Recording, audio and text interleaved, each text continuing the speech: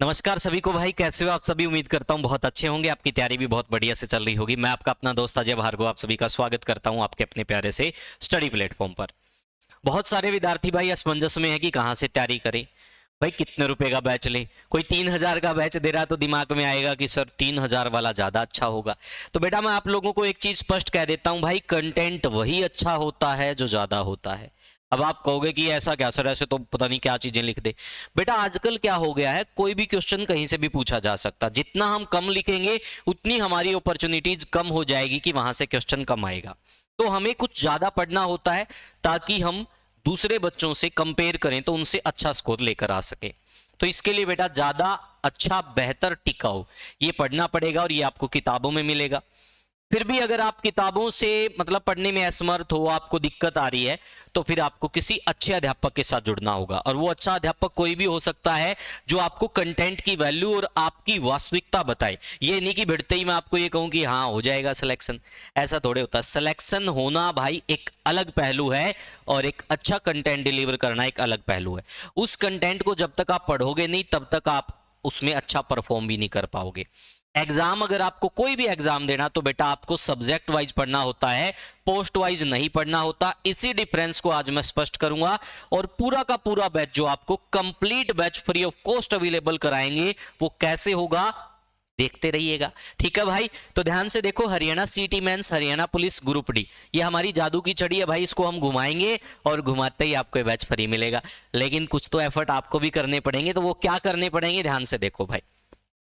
यहां पे पहले हमें यह पता होना चाहिए कि सिलेबस में क्या कुछ आने वाला है। बहुत सारे विद्यार्थी इस बात से अनजान है कि सिलेबस में क्या कुछ रहने वाला है।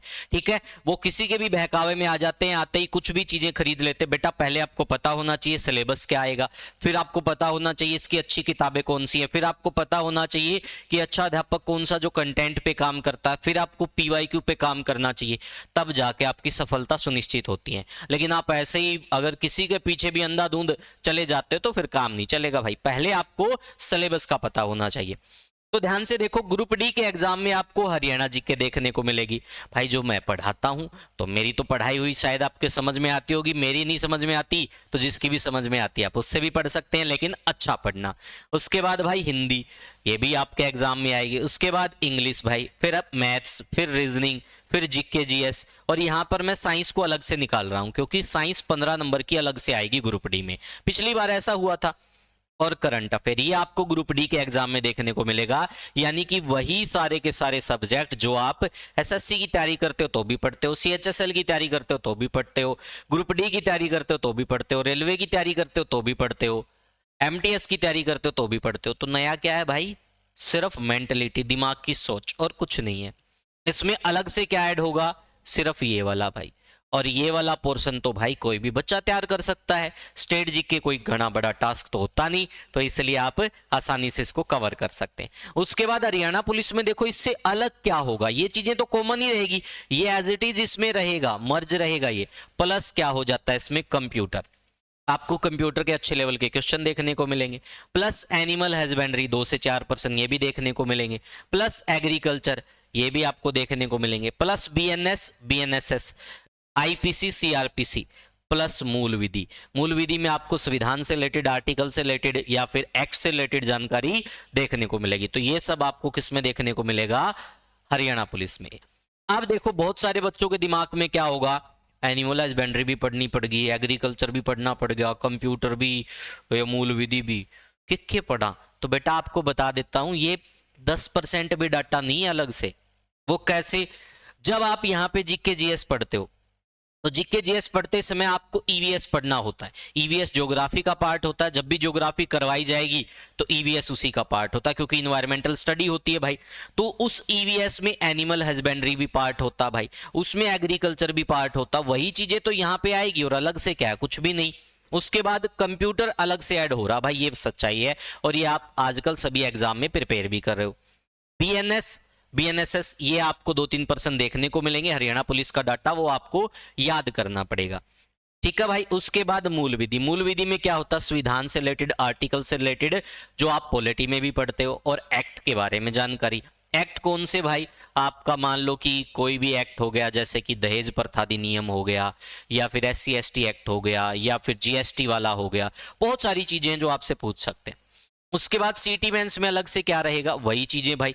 अब ये चीजें यहाँ पे बढ़ जाएगी, कंप्यूटर भी वो का वो। इसमें क्या ऐड होगा, फर्स्ट एड अलग से पढ़ना पड़ेगा, हरियाणा इकोनॉमी अलग से मेंशन कर दिया। और बेटा जो अच्छी और टिकाऊ तैयारी है, हम आपको हरियाणा इकोनॉमी इसी में करवा देते हैं, तो ये अलग से आपको करने की नीड ही नहीं है। EVS हम आपको इसी में करवा देते हैं। ये होती है तैयारी। आप क्या करते हो, दिमाग में पहले से ही फितूर पाल रखा है कि सर GK GS में तो थोड़ा थोड़ा पढ़ाएंगे। आपको सब्जेक्ट वाइज अगर आपने अच्छे से पढ़ लिया तो कोई दिक्कत ही नहीं आएगी भाई, ये सारी चीजें ऑलरेडी कवर हो जाएंगी। अब बात आ जाती है डिजास्टर मैनेजमेंट की भाई।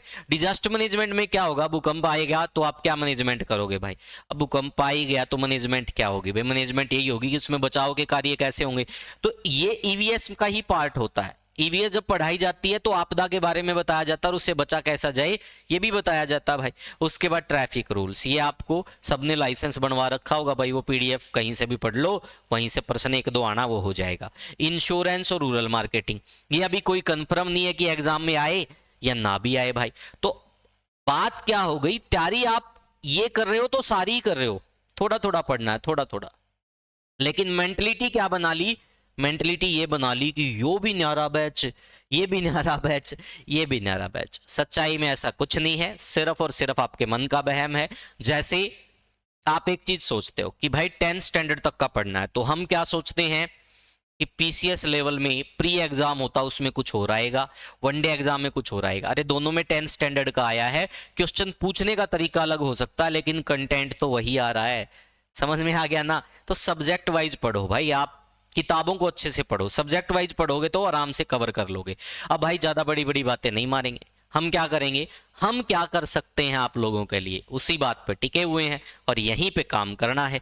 यहां पे देखो भाई, ये जो टेलीग्राम चैनल है mission selection Bhargav sir, description में लिंक दे रखा है, सबसे पहले ज्वाइन कर लो जाके।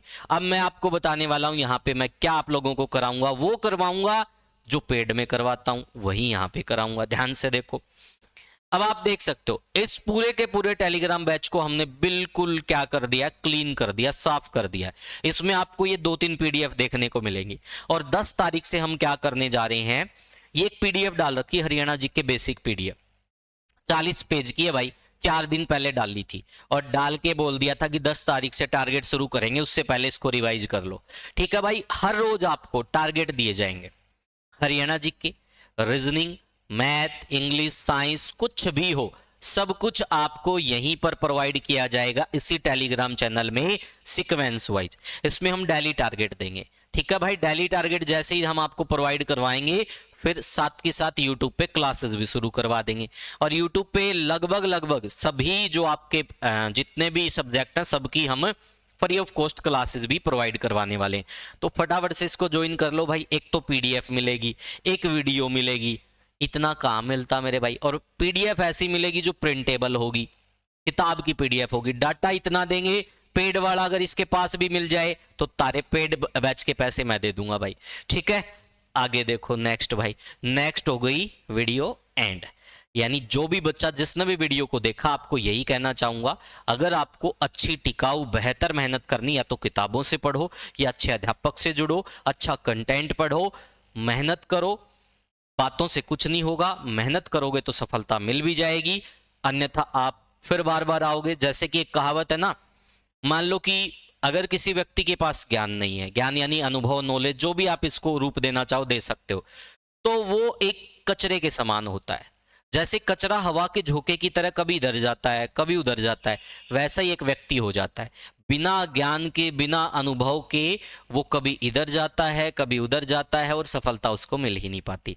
तो मेहनत करते रहना, आगे बढ़ते रहना, हम आपके साथ खड़े हैं। फटाफट से आप क्या करोगे भाई, इसी टेलीग्राम चैनल को ज्वाइन कर लेंगे, डिस्क्रिप्शन में लिंक दे रखा है, ये हमारा हेल्पलाइन नंबर है।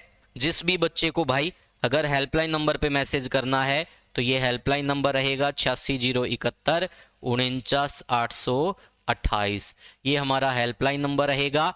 10 तारीख से टारगेट शुरू।